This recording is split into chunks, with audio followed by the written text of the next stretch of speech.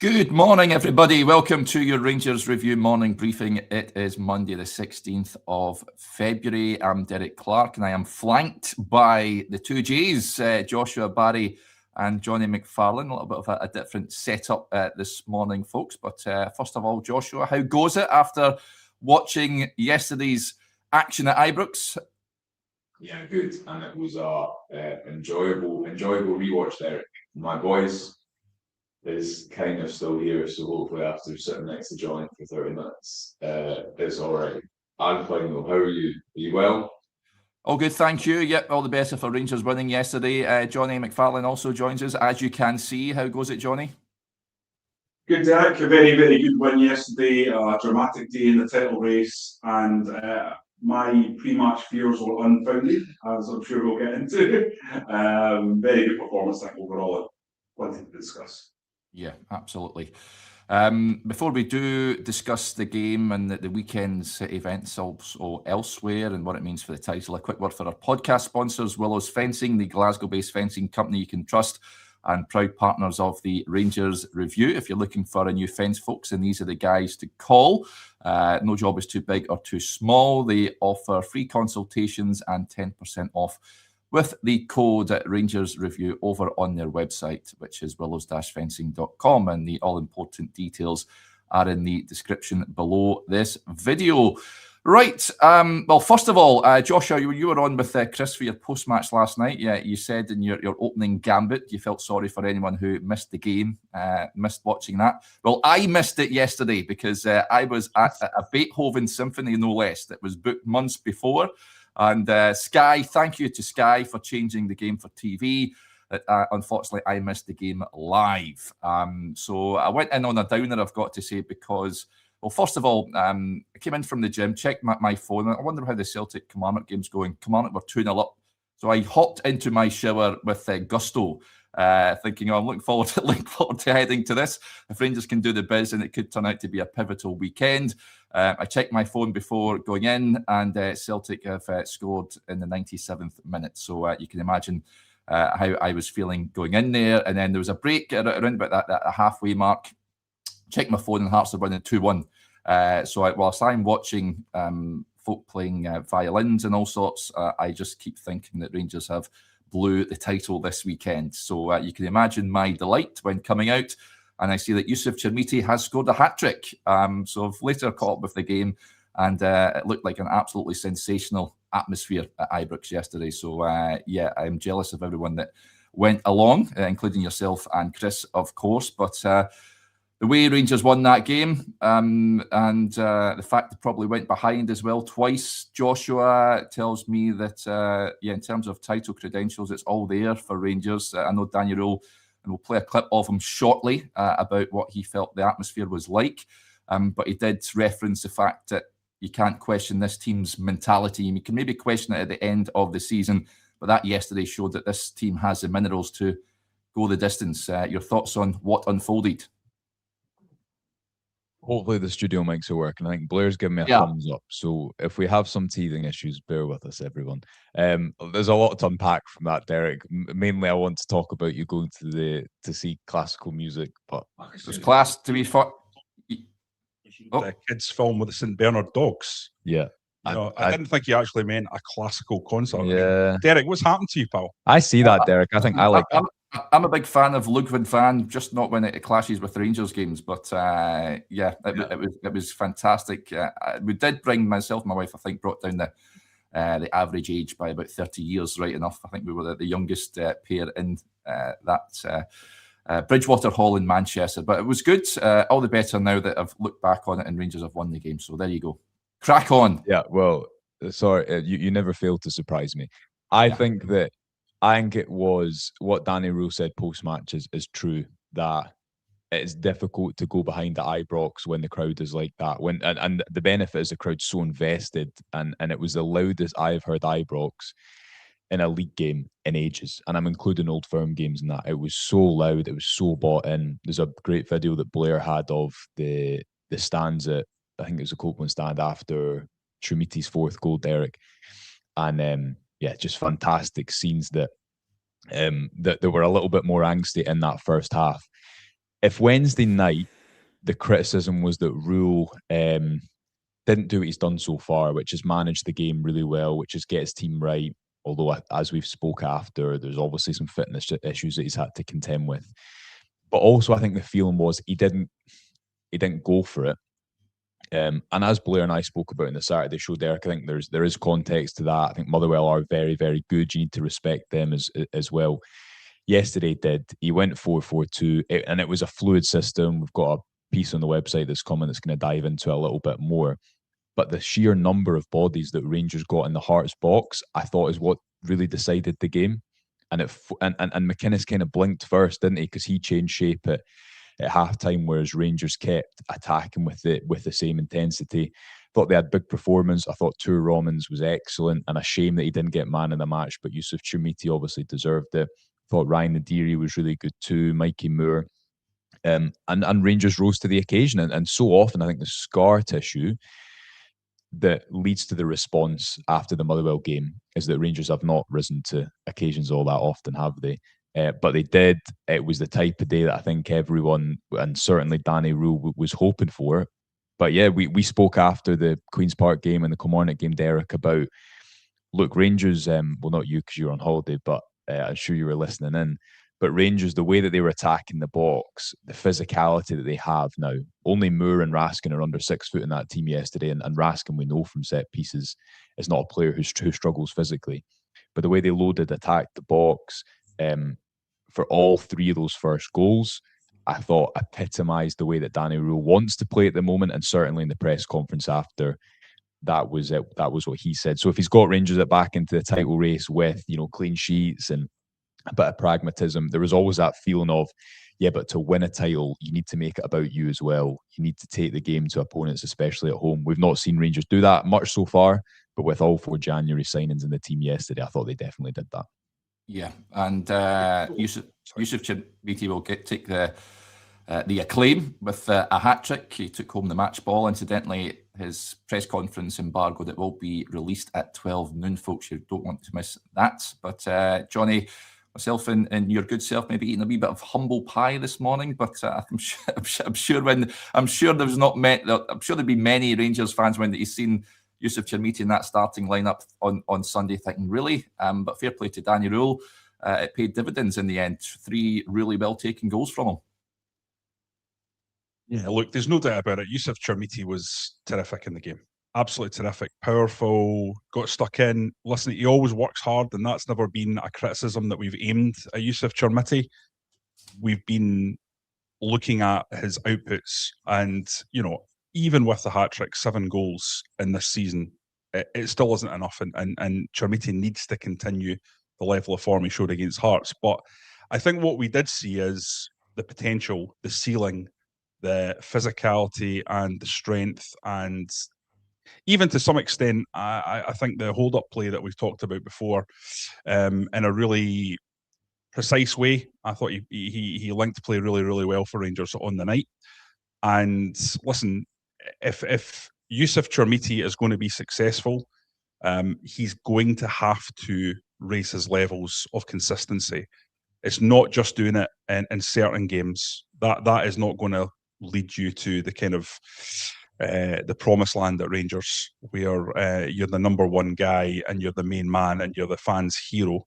You need to do it week in, week out, and I think that in time, if he can deliver that, we'll have to eat a humble pie. But at the moment, Derek, what I would say is terrific performance. He set the standards, and this club is about setting standards and maintaining them. We've talked about this a lot, about this Richard Gough quote that we keep going back to. That's the way it is. And I think that it's now up to Chermiti to show that he's capable of that week in, week out, or at least every couple of games. But look, it's not a day for criticism, because he was fantastic. We have to underline that. He really, really did sock it to his critics in the game. And I think the people have been backing him and have been saying, this guy's got something. I think Kevin Thelwell's entitled to have a wee smirk, a wee chortle, and say, well, not so daft after all. And that's absolutely fair enough, because when you score a hat-trick against arguably your number one rival for a title, then I think that you deserve a little bit of praise and a little bit of time to be smug about what you've just done, because it was a spectacular performance on the day. There's no doubt about that. Yeah, so the Nigel Farage clip in the European Parliament. You all laughed at me, but you're not laughing now, are you? That's what I think. When somebody posted it again on social media last night about Thelwell. Josh, I wanted to put this to you. A few comments coming in on this. The Blue Yonder saying Chermiti alone, not sure, but the Chermiti Nadiri partnership has promised. Do you think he's good foil for Yusuf Chermiti? Do you want to see that a lot more? Perhaps the two lads up top. Yeah, well, as I say, the article that we've got coming out today kind of goes into a bit more detail about this system that Rohl's played. But he basically hasn't had the option to play with two physical strikers because he's not had them. And if you looked at how he compensated for that elsewhere, you had Moore and Skov Olsen as kind of the twin number 10s. You had the two number 6s, Raskin and Chukwueze drop deep. I thought you might see Dujon Sterling tuck in, but instead both he and Rommens were up and down the flank. And do you know what it reminded me of? Let's remember who Danny Rohl worked under for a long time, Hansi Flick. And what is Hansi Flick known for? Not only the defensive high line, but overloading the last line. And again, if you look at all three of those goals, Derek, Rangers quite often have the same number of bodies as Hearts do in their box or up against their defence. And I thought Nadiri obviously plays the part for the second goal. I thought there was a lot of good attacking performances, because for me as well, Skov Olsen plays an important role in the second goal, where he keeps it alive. He moves the play forward in quite a controlled way. And the third goal as well, he keeps that move alive before playing the excellent cross. But yeah, I think it was refreshing to just see Rangers have a really good presence of bodies in the box. And Nadiri put in so much work. He looked exhausted when he came off. And just on Chermiti, he has got the fourth highest goals per 90 ratio in the league, Derek. He's behind, if I just grab it up here on my screen, he's behind 0.55 goals per 90. He's only played 1,100 minutes in the league. He's behind Maswinisi. Maswinisi has 0.61 goals per 90 in the league. So obviously he's scored a lot more, but he's played a lot more. John Jules, Kilmarnock forward, has 0.59. Benjamin Nikran, 0.66. And I think, Derek, see that photo of Chermiti where he's kind of hanging in the air for the header?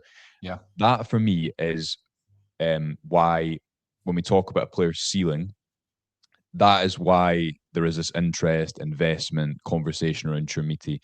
He's 21. He has elements of his game that are infuriating, and I, like everyone else, was criticising him for that miss against Motherwell.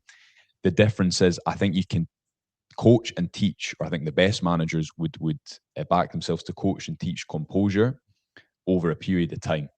You cannot teach the ability to jump that high and to have that ceiling to run as fast as he did and to have that kind of physical level. And it's not just Rangers, you see it all across football. You see it in Premier League, the Premier League.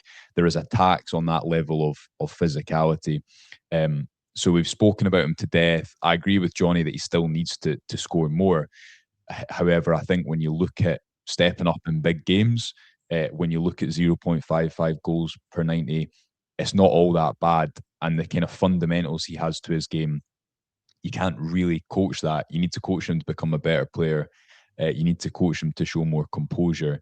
But also there are elements that he just has, Derek, because of who he is that makes him this quite intriguing profile, if nothing else. Yeah. He's enigmatic, that's for sure. I like this comment from Bruno Sparky. He says, I don't think we've ever seen Josh this chirpy. Great to see, very refreshing. So are you chirpy this morning, Joshua? I like to think of myself as quite a chirpy person, but I don't know, Jonny and Blair might disagree. What I would say is, I was actually saying this to my dad in the car on the phone on the way home. You've done so many, like in the last 4 years of doing this, we've done so many of these podcasts the day after, the night before, where you think maybe Rangers will kind of live up to expectation, and we've not had the option of doing many in a positive light, Derek. So maybe I'm a little bit scarred, but I'm also off on holiday tomorrow, so maybe it's part of that. So, Derek, for me, the thing that really stood out was the fact that this was a blood and snotters win. Yes. It wasn't a silky football, really, really deeply coached kind of positional strategy win. This was a manager who has inherited a flawed squad. He's put together a team that has definite weaknesses. But I think what they needed to do yesterday against the Hearts team that is pragmatic, that is physical. They needed to stand tall and match them for physicality and effort. And they didn't just match them, they bullied them off the pitch. Hearts barely had an opportunity in that game. And that was the thing that stood out. I think it was 0.35 XG or something like that in the game. The two chances they had, they scored. And I don't think either of them were particularly, the first one's obviously just a terrible, terrible error. And you just have to put your hands up and say it's a miscommunication between two players. And the second one, to be honest, I've seen Suter getting a lot of criticism. I just think that's a brilliant bit of play by Braga. Is it in the build up? He's a lot smaller. Yeah, I agree on the build up. I just think it was just a great header, and there's not many times in Scottish football that someone's going to pull off a header like that. So I just think sometimes you have to say to a defender, you're going to occasionally get beaten. And I thought that was just a terrific moment by a very, very good player, by the way. I was really impressed with him yesterday. Again, I've said all season I thought he's a player. And yesterday, there was lots of elements to his game I thought were exceptional. He was Hearts' best player. But listen, that was all Hearts had, those two moments. Yeah. Rangers controlled the rest of that game. And it was just such a muscular performance. There was so much power and domination in the way they played without, I think, seeing a lot of pretty patterns. Do you know what I mean? Yeah, I do. I do. I think physicality, we've spoken about it a lot. And again, there's only two players under 6 foot. What I think is important to mention is there is a lot of, if you look at what Rohl did with Chukwueze and Raskin dropping to help build the play, and Rangers basically had a clever plan where the new Hearts weren't going to press them man for man. Pardon me. So that's the reason you saw Skov Olsen and Mikey Moore struggling here, nominally pick up the ball in the midfield in the first half. So what does McInnes do? He changes. He goes to a back three. Yeah. And I think this is what changes the game to a degree, because Hearts they only had 2 moments in the first half, but they were a threat. Yeah. So because of the way that I think Rangers played the game on their terms, much like in midweek, it was Rangers had to adapt to Motherwell. Why is Claudio Braga tracking back and marking the right back in the second half? Because Hearts go to a 3-4-3. They put an extra man in the middle, but then they're on the back foot. They don't have the same presence and ability to transition and attack forward. So I think it was a good mix, because I think there was the raw elements of, there was just a lot of bodies there, a lot of physicality, a lot of speed. And Rangers overpowered a Hearts team who have often overpowered others this season.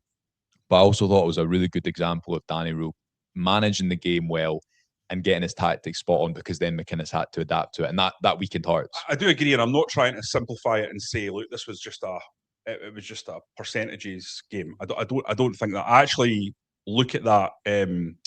I think of it as a sort of Brazil 1998, because that was the first time that I'd seen this 4-2-2-2 formation. But I actually think there might be something in that going forward, because against the low block, I think getting 2 strikers, I mean, someone we've talked about on this pod for a long time, having those extra bodies in and around the box to pick things up. I thought Hearts really struggled just to get to grips with it.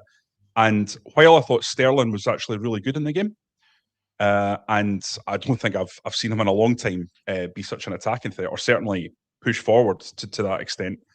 It's also, I think, a formation that will get the best out of Rommens and Tavernier in terms of giving them the freedom to go down and do what they do best. And by the way, just on Rommens, when was the last time we saw Rangers signing come in and just look like he was born on the phase? Did he just born to play totally for the club on the phase? Yeah. I mean, what signing that's looking like? You tweeted out on after his debut something, I can't remember. He's the best left back Rangers have had since Arthur Newman. I stand by that.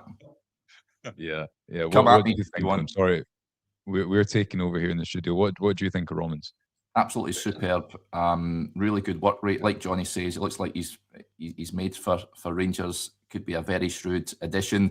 I've been very impressed by him. And no disrespect, incidentally, to Jayden Magoma, who I think has done well this season over the piece, but he's just at a step up for me, Rommens. And of course, he's Rangers player as well. So he is first choice, unless he picks up a knock or an injury or whatever, then he starts every game for me. But I imagine Magoma will get game time between now and the end of the season. But I've been very impressed. It likes to whip balls in, and yeah, he's someone that, like we touched on earlier, it was a roll the sleeves up job yesterday. He's someone you want in the trenches, and his passing is crisp.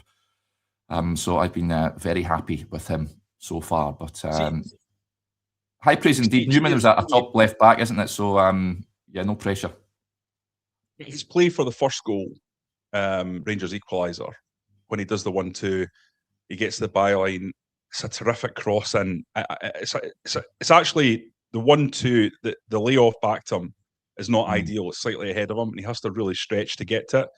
But the ball into the box is just is still decent, isn't it? So yeah, I think he was all the way through the game. He was just dripping threat, and it's interesting because when he first came to the club, there was a lot of talk about being like solid defensively, and maybe going forward wasn't like the exceptional part of his game. But to me, he looks like he was born to play in a team that was on the front foot. And as I say, the mentality to just fit right into a title chasing team and look like you've been there for a long time, it's rare, and it's not something you've seen enough of. And credit to the recruitment department for highlighting him and just spotting exactly what he's going to give to the team, because he's changed that left flank. Yeah. Let's play this Danny Rohl clip I wanted to play just on the atmosphere yesterday. Here he is. Yeah, I think it was the first time since I'm here that Ibrox was like Ibrox. Yeah, you felt it, what it means. I'm very positive. I think we want to have this atmosphere in the stadium. The only thing is, and this is, yeah, I can understand this sometimes, but sometimes it's difficult when you have to prepare the next action and you need the extra pass and you need extra pass to prepare something. Yeah, then it's sometimes difficult for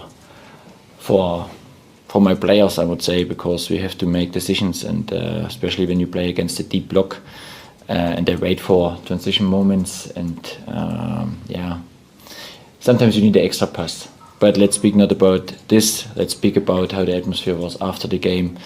Outstanding. I think they push us today in every situation. Then they deserved these 3 points. And it was great. It was really great. I enjoyed this. My players could enjoy this after the game, and maybe we can have more such afternoons together.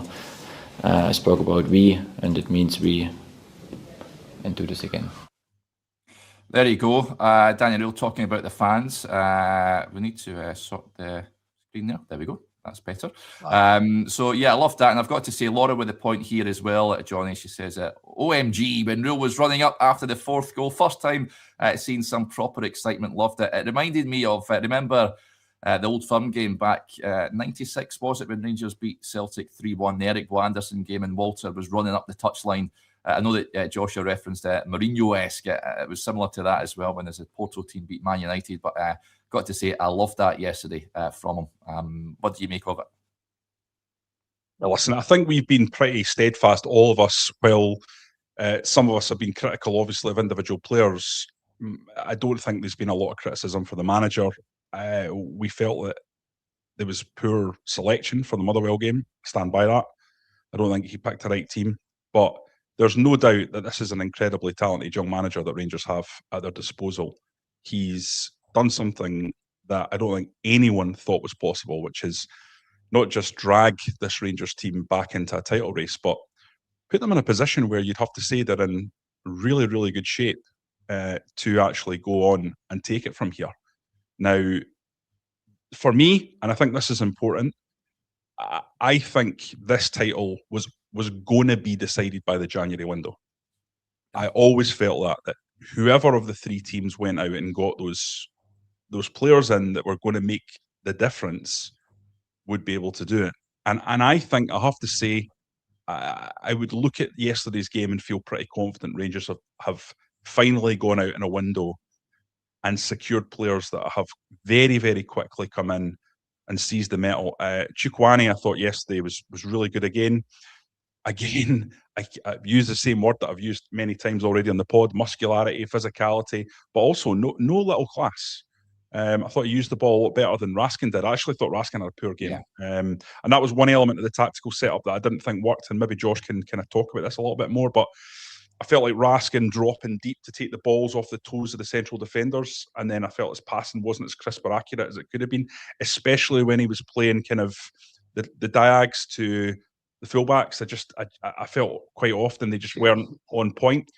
And maybe, you've talked a lot about the need for a number 6, and the club are looking heavily at a number 6. And maybe what Rangers need is to use the sort of Italian parlance, that regista style player who's got the ability to ping passes with a level of accuracy. The Joey Veerman type player that Steven Gerrard was looking for, the Stephen Davis type player that Rangers had for so many years and we're so lucky to have because of his qualities. I think if you were being hypercritical, to me that was the one element I just didn't think quite fell into place. Just on that though, the reason he's doing that. So in that clip that Derek's played there, Derek, where Rohl says playing the extra pass. The reason you need the extra pass is Rangers, they want to create a 3 against 2 or a 4 against 3 against the Hearts strikers, so that they can then trigger them to press, so that they can then play the ball forward. Because you only want to play the ball forward when really in that game yesterday, when Hearts are trying to pressure and move forward, because otherwise they're obviously set to defend. So I agree. I thought Raskin's use of the ball was terrible yesterday. But the idea is that, you have the extra man, then they press, and then you kind of almost miss out the midfield. There's basically no midfield yesterday. Yeah. It's kind of Chukwueze and Raskin. Hearts are obviously playing quite high line, and then Rangers often had 6 players on the last line. So I think that was the thinking. I agree that Raskin's use of the ball was poor, but Chukwueze gives you a different type of physicality, because I don't think he covers ground as well as Raskin or Diomande. But I was speaking to someone today who says he gives you a kind of upper body physicality that Rangers haven't had probably since Lundstrom at his peak. I think he's better at winning the ball than that. The sort of standing tackle is his kind of speciality. Those tell us kind of the ability to sort of stretch a leg out and poke the ball away. I'd be interested to see how many duels he's won in the games that he's played so far, because just every time you see him, he's just winning something. But also, I think he's smarter on the ball than you would think for a player of those physical gifts. And he moves the ball quite quickly. There was a few times where, sometimes too quickly, but there was times where he would almost with one touch knock the ball on or flick the ball on in quite an imaginative way that I think bodes well for the future. There you go. There's a point I wanted to bring up as well. A few mentions. Potsy Photo says, please mention the great Gassama run and layoff, especially during squeaky bum time. Yeah, that was fantastic. This is what Jedi Gassama should be for me at this point in time for Rangers, an impact sub. When players are tiring, we touched on it on Friday, Jonny, when that is the time to bring on his energy to run at players, expose defenders, and we've seen it. Great, fantastic run then to set it on a plate for Yusuf Chermiti to round off proceedings. What do you make of Gassama when you came on? That's what we need more from him, isn't it? Yeah, and that's what Rohl said that post-match. He said, I said to him, whenever you come on, please make an impact. And I don't think he meant it as a joke, but it kind of gave the whole press room a bit of a laugh. But Blair spoke about it in the Saturday show, and I think it was a great point. A lot of his goals have come late on. I think his decision-making still requires space, and it's just totally different if you're starting on the right-hand side compared to the conditions when he comes on. And right back to when he came on against Panathinaikos and scored that goal.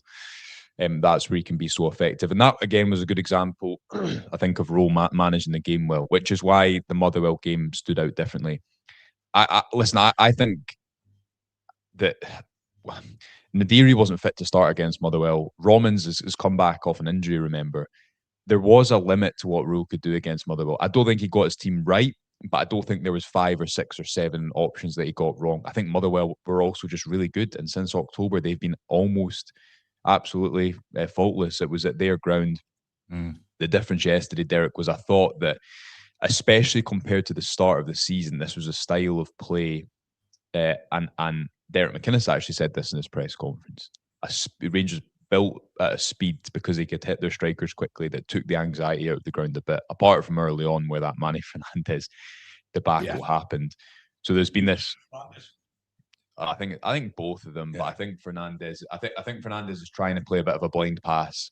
I think Raskin, I agree with you, has that weakness in his game where his use of the ball sometimes is poor. But what I thought you saw yesterday was a blend of physicality and speed and the intangibles that a crowd like Ibrox really appreciate, but blended with Danny Rohl having this clever tactical plan to free players up, the rotation, with the midfielders dropping and the fullbacks going high, playing with two strikers. It just blended and fitted really well. And in the first half, as I say, I think actually, if you look, Derek, at where Hearts could spring a really dangerous attack on Rangers before their first goal.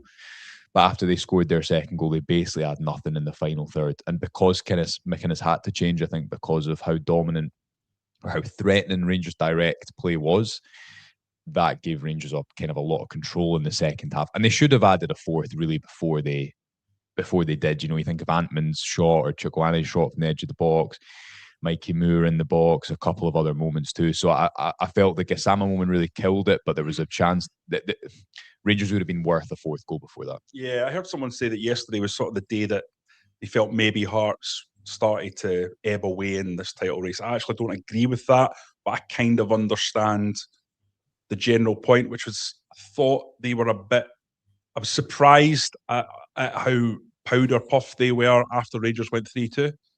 But I think, to be honest, that's probably just testament to, as you say, the clever tactics of Danny Rohl forcing the game plan onto Hearts. And I think to some extent, just Rangers kept winning their individual duels. And ultimately, when you do that in Scottish football against a team like Hearts, who are a percentage-orientated team, it's hard to kind of it's more likely that you're going to get there in the end. Walter Smith and Graham Souness always talk about go out there, win the physical battle, and then play your football. In some ways, it's kind of anachronistic now in the modern game, but I think that the core of the idea is still important in this league, where it's a dogfight at times, where the pitches can be dodgy, where it can be cold and physically demanding, and the referees allow a little bit more than they should. But on those fronts, it just felt like Rangers. It was like a proper Rangers performance. I've been banging on since the start of the season about the Rangers DNA. And why do you think the crowd reacted like they did? Because it was a Rangers DNA performance. I think they got it. They sensed it. That Chermiti goal was a Rangers goal. That header, a brilliant cross by Skov Olsen. And, I don't want to overplay it, but a Hateley moment, somebody said that earlier in the comments, Jonny. Yeah, it reminded me a bit of Big Mark. The power and the precision and the size of the leap, which Josh has already pointed out. It was just a real Rangers goal, and I think that's why you got such a rousing reaction. And then, as we've discussed, that fourth goal was just the cherry on top, and well deserved, because by that point, I think the Hearts' threat had been effectively neutralised. They were posing very little, and Rangers should have been really more goals to the good. Yeah. Certainly. Incidentally, the video that Blair posted yesterday of the fans going nuts in that fourth goal is well worth a watch, folks. Limbs, shall we say, on that one. So the title, the league Premiership table, Hearts leading the way, 2 points ahead of Rangers, Celtic behind with a game in hand, of course, at a point behind. Rangers, they scored in the 97th minute last night. Noni McCann wasn't best pleased at the amount of time that was added on at Rugby Park yesterday, but they scored another last gasp goal. How long can that continue? But all Rangers can do at this point is look after themselves and win football matches. Next up is Livingston, which won't be easy. I know they're rooted at the bottom there, but we know what it's like at Almond Vale, Tony Macaroni, whatever it's called these days. It's going to be a difficult old surface to play on, and it's all again another one of those ones you just need to roll the sleeves up and get the win. Let's hope they don't leave it as late as Max Aarons' late winner last time out. That would do nicely. But we're in for quite a finish to the season, I reckon.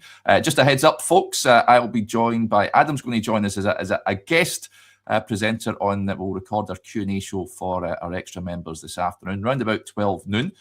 So keep your eyes peeled for that one. We'll speak to you later. We'll get your questions in. I'll pop the request out on the community page a little later on, and we'll get through as many as we possibly can. But we'll wrap up there for now. Big thank you to Jonny and to Joshua and to you all for interacting with the show. Remember, if you've not subscribed, hit that subscribe button, hit the like button if you've enjoyed today's show. It helps us here at the channel. But we will be back again tomorrow. If I don't speak to you this afternoon, enjoy your Monday. Bye for now.